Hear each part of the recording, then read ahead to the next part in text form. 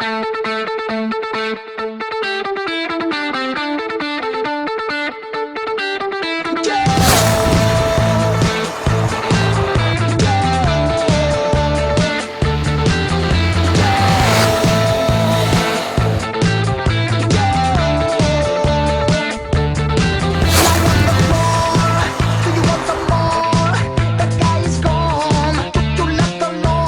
2012, Honda innove une fois de plus en nous proposant une base commune à partir de laquelle vont être développées 3 machines.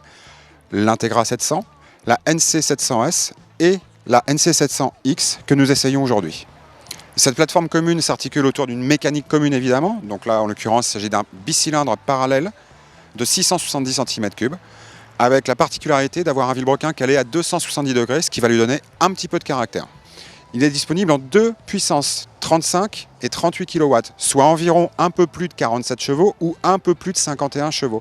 Pourquoi cette différence de puissance? Tout simplement parce qu'en 2013, il y aura une nouvelle réforme sur les permis de conduire et les jeunes permis ne pourront accéder à des machines qui ne développent que ces 35 kW. Cette moto se destine donc aux jeunes permis, mais pas seulement. Honda vise également la clientèle automobile qui souhaite passer sur le 2 roues. Honda vise aussi la clientèle 125 cm3 qui souhaite passer une catégorie supérieure avec une vraie moto plus puissante. Mais effectivement, avec 50 chevaux, Honda n'a surtout pas voulu créer un moteur de course. Au contraire, Honda a voulu fournir un moteur accessible au plus grand nombre.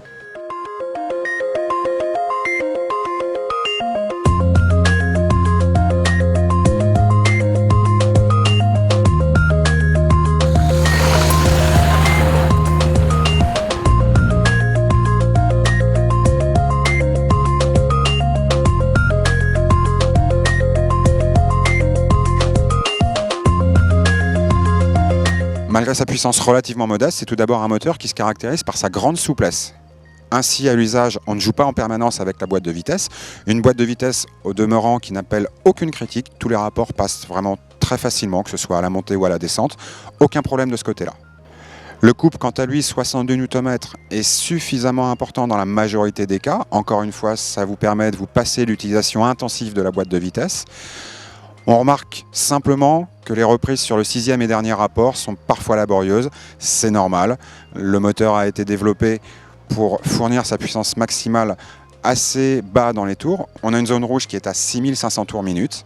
D'ailleurs, cette rupture d'allumage survient systématiquement de façon un peu brutale. On est surpris à chaque fois de sentir le moteur qui coupe, surtout qu'on le sent encore vraiment volontaire pour continuer à prendre des tours.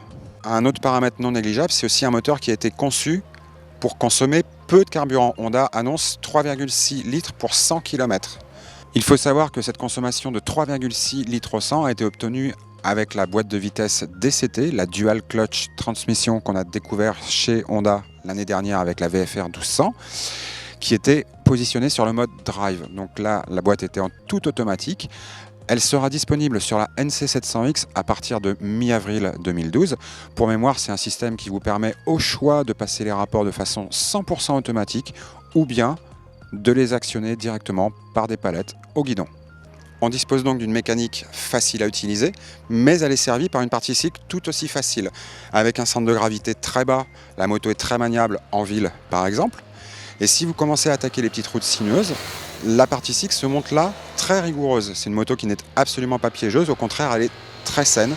Autre point très positif, on a une position de conduite vraiment naturelle sur cette machine, on a le buste bien droit, ce qui lui donne beaucoup de confort. Côté freinage, la NC 700X est livrée d'origine avec le fameux CABS, c'est-à-dire le freinage couplé muni de l'anti-blocage des roues. Ce freinage couplé, il suffit d'appuyer sur la pédale de frein pour que l'effort soit automatiquement réparti entre l'étrier arrière et l'étrier avant. On n'a même pas besoin de toucher au levier avant et c'est vraiment bluffant d'efficacité.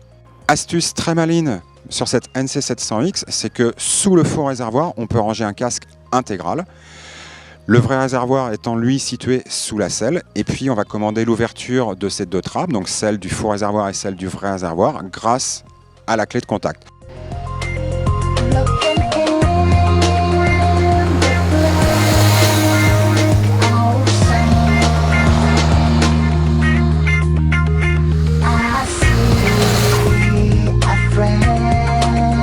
Honda semble ne pas avoir raté sa cible avec une moto entièrement nouvelle, un concept inédit, des performances de consommation très appréciable, un très bon confort, une très bonne tenue de route, une moto qui est aussi joueuse, marrante à utiliser, et le tout pour un tarif vraiment bien placé. C'est plutôt pas mal, non ?